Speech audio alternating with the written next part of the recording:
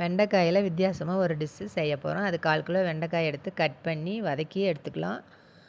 ஸ்டவ்வில் ஒரு கடாயை வச்சு 1 டேபிள் ஸ்பூன் எண்ணெய் சேர்த்து தக்காளி 2 தக்காளி சேர்த்து நல்லா வதக்கிக்கலாம். இப்போ மிக்ஸி ஜாரில் 1 கப்பு வெங்காயம், 1 ஏலக்காய், 10 பாதாம் ஊற வச்சு தோல் நீக்கிட்டு சேர்த்திருக்கேன்.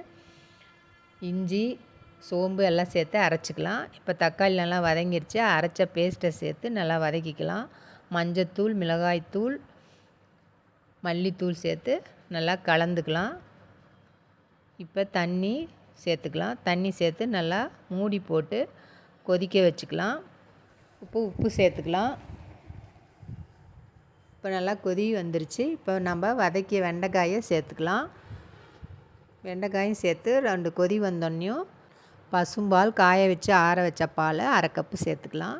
வெந்தயக்கீரை சேர்த்து இறக்கிடலாம். நம்மளுடைய வெண்டைக்காய் பாதாம் பால் கறி ரெடி ஆயிடுச்சு.